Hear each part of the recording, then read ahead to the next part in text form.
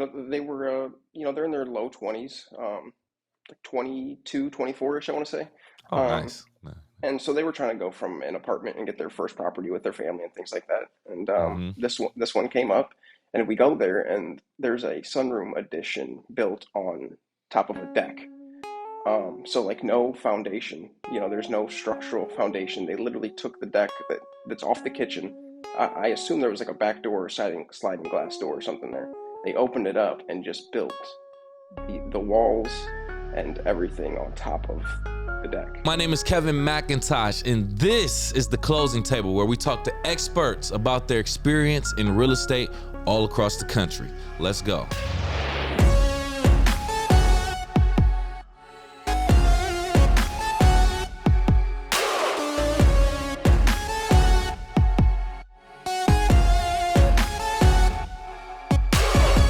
Welcome back to the Closing Table. How you doing? My name is Kevin C. McIntosh. I am the host of this here platform. And joining us on this episode, per usual, another top producing real estate agent. We have the pleasure of speaking with Chris Webb. How are you, Chris?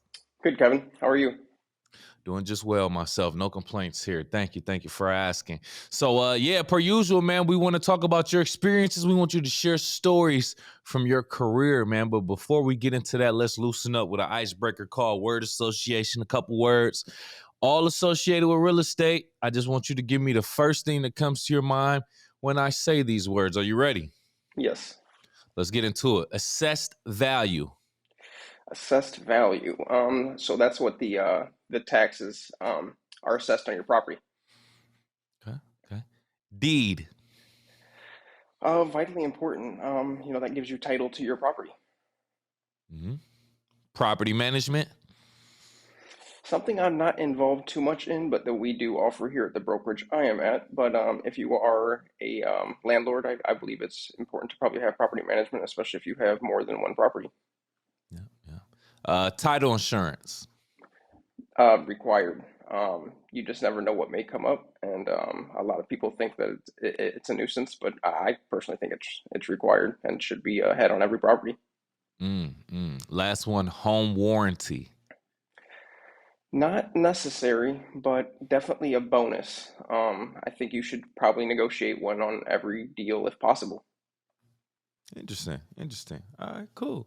Well, yeah, we like to get into the mindset, the psychology of our guests sometimes, and sometimes that helps us get a little bit of insight. So I appreciate that first and foremost, you being a cooperative participant here. So let's move into the segment where you talk a little bit about yourself from your perspective, if you can, in 60 seconds or less. Chris, tell us who you are outside of real estate. Okay, so outside of real estate, I'm a father, I'm a husband, I'm a travel soccer dad. Um, I am an information junkie. Um, Mm. I'm a Mm. bourbon steward and a vice president of Maumee Whiskey Society, which is a local nonprofit organization. Nice. Good. Nice, good glass of bourbon, some whiskey to end the day or something like that. Meet up with some Yeah, business professionals. I love it. All right, good. So let's talk about where you are and where you're serving now. If you can describe your location, your market, I should say, yeah, geographically first, and then give us information as to how it's doing economically with real estate there. yeah. So I'm in the greater Toledo area, which is Northwest Ohio. We're Mm-hmm. about an hour away from Detroit. We're about 2 hours from Cleveland, 2.5 from Columbus, which is actually one of the things that I love most about where we're located is we are centrally located to a lot of big cities. I mean, we're Right. 3 hours from Cincinnati, 4 hours to Chicago. Like you can drive to these cities, and have a good time. And there's various sports venues there, things like that. So I love our location. Nice. We are also an hour away from one of the largest amusement parks, being Cedar Point. Oh yeah. I Oh think yeah. I think they ranked top four in the nation as far as amusement parks go. As they should. Yeah, I mean some of the best roller coasters there. Mm-hmm. We got the Toledo Zoo, which is another nationally ranked. I think we're probably top 15 zoo in the nation. Um, and then we also in 2020 had one of no, we were number one for metro parks. So there's a lot of things in our area, which all Yeah. three of those honestly, those are very reminiscent of my childhood. Like going to Cedar Point during the summer with Man, friends and for real. family. Yeah, Yeah. even like the zoo.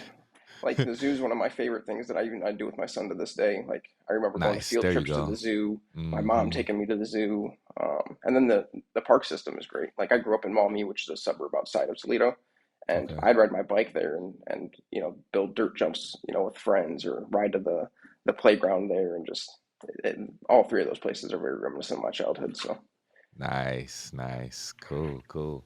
All right, so yeah. yeah, what's going on in regards to real estate economically there? How's the market doing there? So it depends. For buyers, it's there's there's multiple offer situations, and for sellers, they're Mm-hmm. getting typically above asking price. Yeah, So it depends on what side of the market you're on. Either way, I think they're both great, even with the high interest rates. Well, higher interest rates than what we were used to during COVID.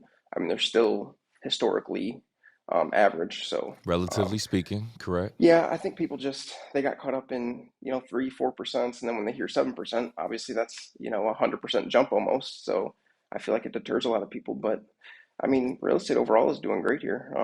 Our entire MLS is a $200,000 average price, but then Okay. you have suburbs that are anywhere from 280 to 475, depending on what area you're looking in, and those have grown even since COVID.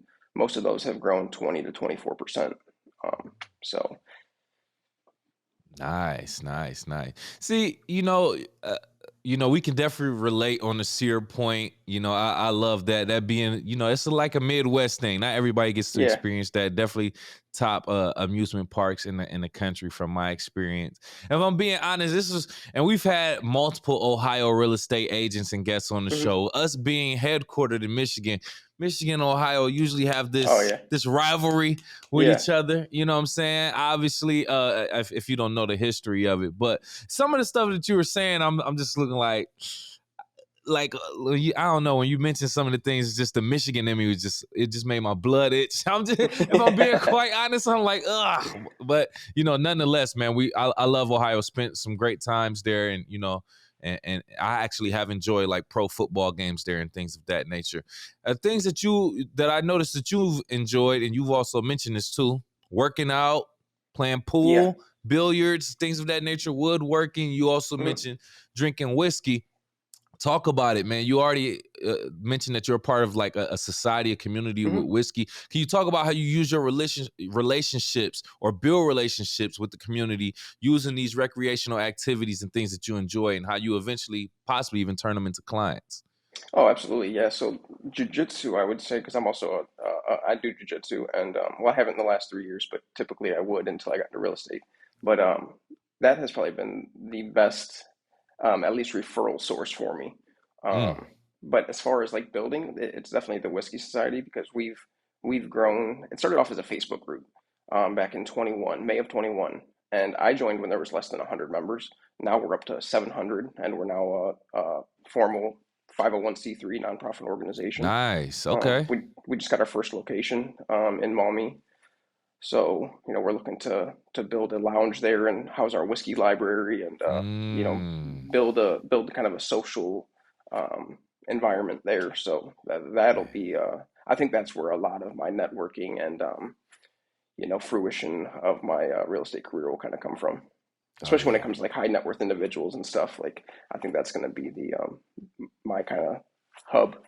Yeah, man. That's the gentleman's type of vibe right there, man. Good glass of whiskey, a cigar, or something like Yeah, that. And yeah. you, like I said, you talk amongst professionals and you network and just share ideas as men, as fathers, leaders, and man, it sounds like a good time, man. It sounds like a good time. But I can imagine, like I said, I mean, you are dealing with men who are more than likely leaders and have to actually take care of a household and family. So if you're rubbing elbows with those type of individuals, you kind of share your experiences, your profession. You can, hey, I am a real estate professional, by the way.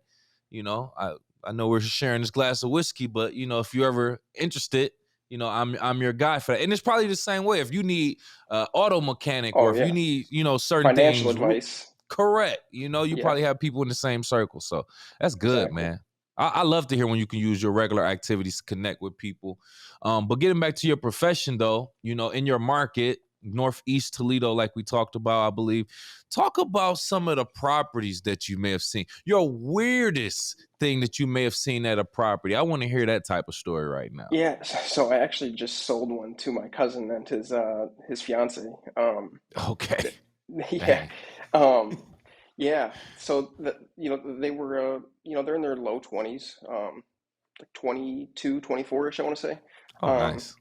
and so they were trying to go from an apartment and get their first property with their family and things like that. And Mm-hmm. this one came up, and we go there, and there's a sunroom addition built on top of a deck.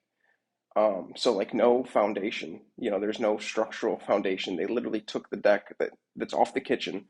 I assume there was like a back door or sliding glass door or something there. They opened it up and just built the walls and everything on top of the deck. Wait, what? Wait, that was Yeah, so. Wait, that sounds so unconventional. I want to make sure I'm understanding that right. yes.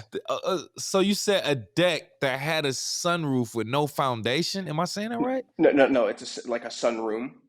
Sunroom. Yeah, Right, yeah, right, yeah, right, right. yeah, yeah. So Oh, yeah, they put up the walls, they sided it, they put a roof and shingles, and yeah, I mean it's a full on addition, of a sunroom. It's probably 100 square feet, 10 by 10 area, but yeah, they built it right on top of the deck itself, not putting up any foundation around it.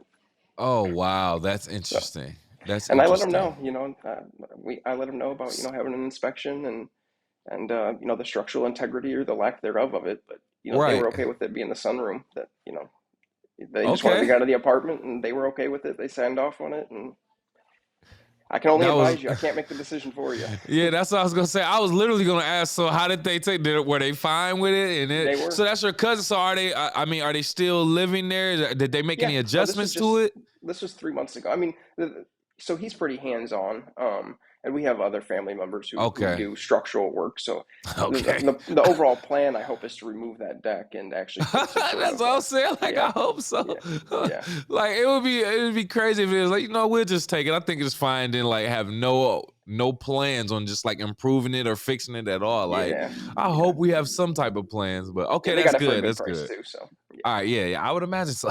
yeah. I would imagine so. Doing some research on you, you mentioned that you have a developed expertise in commercial roofing and stone countertop installation prior to becoming a licensed realtor. I think Mhm. that's pretty impressive. So, how does your background in these areas add value to your clients when it comes to buying or selling a home? Yeah, so the commercial roofing doesn't help too much because we specialized in rubber and vinyl roofs, which are typically flat roofs Okay, for okay, commercial and industrial buildings. right, So right, that doesn't come into play too much. I mean, occasionally on back porches, they'll have the flat roof back there, and it's helped a little bit, just to be able to look at it and see that there's no leaks or punctures in the rubber and things like that. But hmm typically, they're going to get an inspection anyways, so I don't really go into it too much there. But as far as the stone countertops, that's kind of helped with primarily with when people go in and there's laminate countertops or solid surface, and they want to know what an estimate kind of would be to upgrade a bathroom vanity or the kitchen countertops, or right. things like that. When they see outdated items in there, I'm able to kind of be like, well, countertops are probably going to be in the range of X, um, and kind of give them a range there, so that way they can kind of account for that when they go, submitting an offer or future upgrades and things like that. So that's kind of helped quite a bit there. Or especially if they'll Okay, see like a pop seam, they'll see like a pop seam, or there'll be you typically get chips around your sink because that's where you're most active.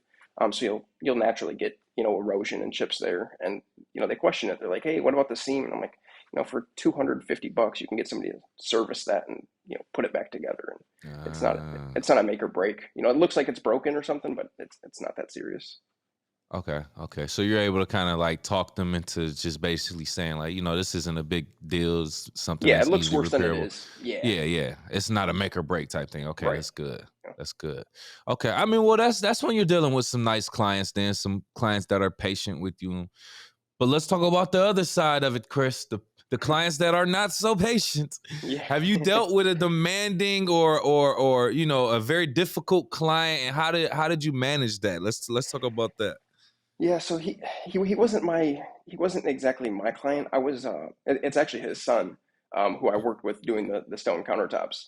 I Okay. believe he wasn't like an attorney at one point. he's an older gentleman now, like mid 60s. Hmm. But he was very like finicky about certain things, and like when we got the inspection done, he wanted everything on that list to be corrected. And I mean, external GFCI outlets, reverse polarity What? in outlets, and yeah, he wanted like, What?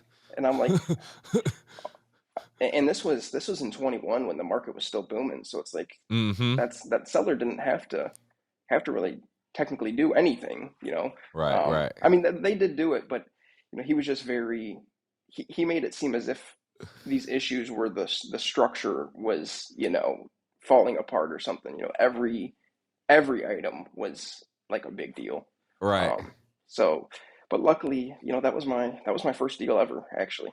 Oh, Um, really? yeah, so it primed me kind of for like, okay, this is maybe the worst it can get. Like it's only down, you know, or downhill from here. So, Yeah, yeah, um, yeah, yeah. yeah, Can't get worse than this type of deal. And yeah, that's good yeah. that you had that mindset. Yeah. Cause it could have broke you. You could have been like, this is it for me. You know, and I'm not a confrontational person either, so I'm always looking for like, what's the best solution on how to deal with this situation, and Right. what's the win-win out of this? Because even if I did, let's say I did get upset about it, you know, what are we going to gain from this? Correct. Nothing. I'm Correct. probably going to lose a client. I'm going to lose the deal, and they're not going to get the house. Yeah. So, Takes a logical, reasonable mind, oh rational yeah, mind to really get to that conclusion, to think about that end goal. But yeah. can I say this though? I Hmm. understand as an agent, that client, I can understand. They're a little demanding. I get it. Yeah, But when what I knew you were gonna end it with saying was the seller still did all of that stuff, right? they did. So he actually, He's not that's wrong. part of the, yeah, that's part of negotiating. That's part of the Yeah, closing table. Like, you don't know what you can get unless you ask. Like, right. at the end of the day, they got, like, I gotta applaud that. Yeah, Like, yeah. yeah, it made them, come off as a little demanding, but I It gotta got say, done. like, Yeah, it worked out in their it favor. So did. okay, I get it. All right. So we know when you're marketing, you have to attract buyers to a certain listing of a home. Can you describe a Hmm. situation where you implemented a unique or creative marketing strategy to promote a listing? And two-part question: how did this approach stand out from the other traditional methods that you usually use? So this was actually, you know, we're talking about a lot of firsts here. You know, we talked about my first buyer. Mm-hmm. Now this is my first listing. My first listing was an $850,000 listing in Perrysburg, and a lot of people around this area don't like escalation clauses. But for this property, we actually encouraged the escalation clauses because what I Mm, found is even with clients in the past, what I find out is people are more susceptible to giving you their actual highest and best on an escalation clause when it's only a possibility of getting to that price versus asking just straight up for their highest and best. okay. So for those that don't know what an escalation clause is, you come in with your initial offer, and then you have Mm-hmm. increments that go up in X amount until you reach a certain cap. Correct. So for this listing, it was 850,000. They came in with $15,000 increments up to $920,000. So Mm, for every offer that came in between, they would automatically beat it by $15,000. okay. So to get to the point here, we had an offer, I believe, for 897. I was actually presenting offers, and we got another offer for 898, and that automatically bumped that 897 up to $912,000, just by encouraging escalation Woo, clauses. woo. That's crazy. So yeah, That's nice though. That's yeah, nice. yeah, they So were I really mean, happy. yeah. So at the end of the day, it worked for you. So I mean, is that a marketing tactic that you continue to use going forward now? Oh, yeah, for certain properties, I definitely will, especially in multiple Right. offer situations. But a lot of Mm, people, you know, I have a spreadsheet. When I get these offers in, I put them on the spreadsheet. That way I can present that spreadsheet to them, and it makes dissecting those offers really black and white. Where a lot of agents, they typically just don't like, I don't know if they don't understand the escalation clauses, or they just don't like presenting them, or they find them to be a pain. But I personally love escalation clauses because, like I said, you're much more susceptible to putting in your actual highest and best on that when it's only a chance of going there versus just give me your highest and best. I feel it. I feel it. Yeah. Yeah. Good point, man. Good point. It's a lot going on in that real estate market, man. A lot of different moving parts. Yeah. I'm glad you get to break that down for us right here.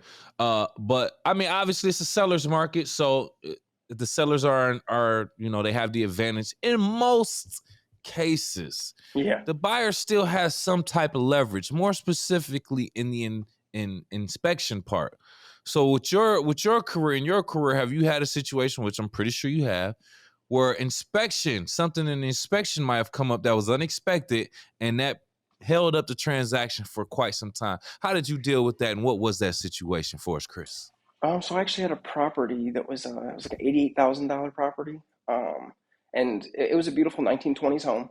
So it had a lot of original woodwork and things like that. Some of the Hmm. windows that were replaced, with the window sashes, and it looked original to the home. But the buyer that we had, their inspection, excuse me, it was the appraisal. We got through inspection, but the appraiser, on a conventional loan, had wanted the exterior had chipping and peeling paint, and this was on a conventional loan, so not FHA. Right, Um, right.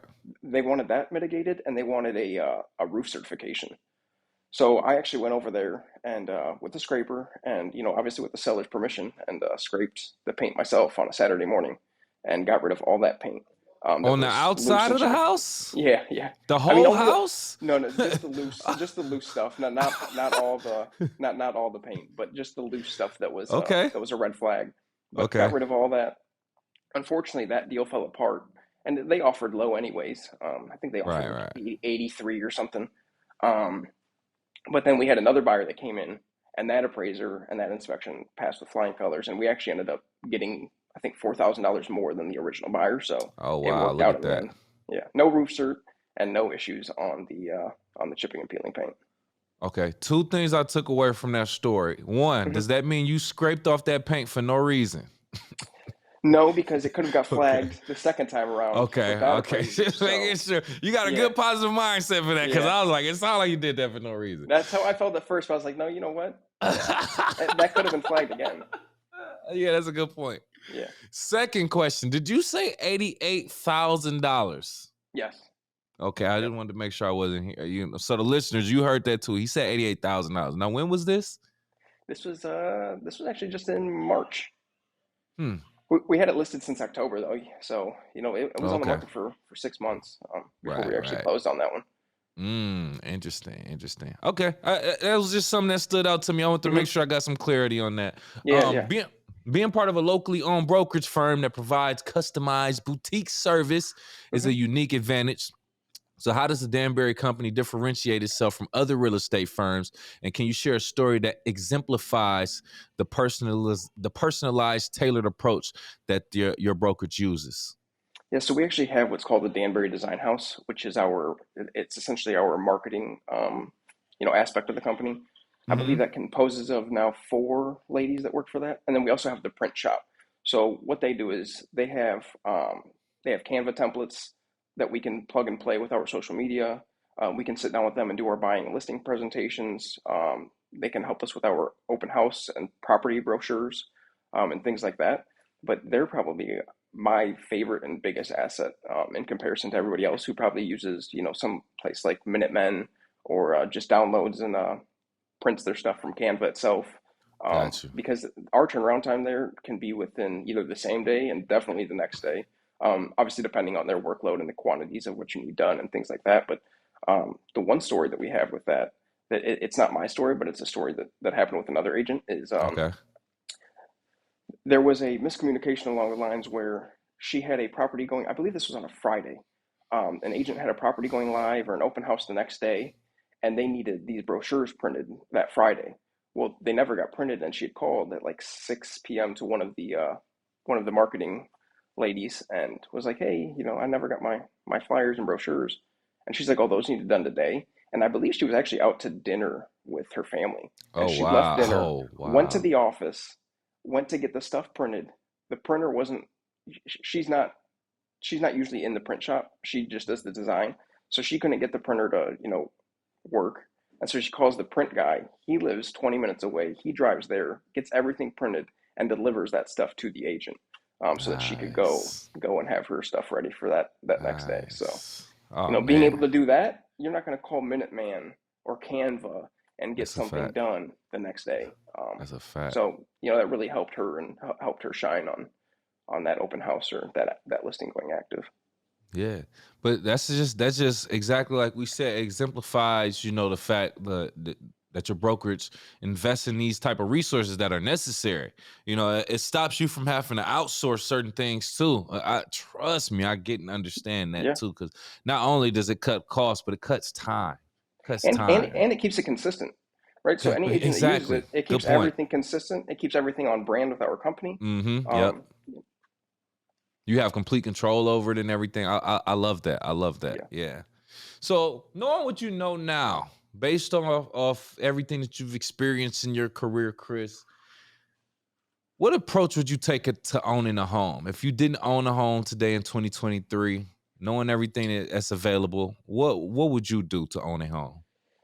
So I definitely think it depends on what stage you're in, as like a first time home buyer, Mm-hmm. things like that. But my approach would be, and I really hate this phrase because I think it's been overused and it's kind of outplayed, but I personally think it's, date the rate and marry the house. If Oh you yeah. find that house that's, the house, and that interest rate is the only thing that's deterring you from that house, I think as long as the payment makes sense, because we live in the monthly payment, not the purchase price. Correct. I think that you should probably shoot for that house, because that house isn't always going to necessarily be there. That mortgage rate's going to fluctuate, so you can Mm-hmm. always refinance. But I think if you see that one property that you should, you should go for it. Yeah. Yeah. I love that right there too, man. Because yeah, like you said, the only thing that's going to change is fluctuates the interest rates. Your Hmm. payments or whatever the case may be. There's options to change that. It'll be a lot more costly to change the actual structure of your home and things of that nature, or even Right. buy more land. So if you have that property that actually has exactly what you want, you had the opportunity to, Yeah. then please marry that house and just Yeah. date that right. I love how you put that, man. I love hearing that.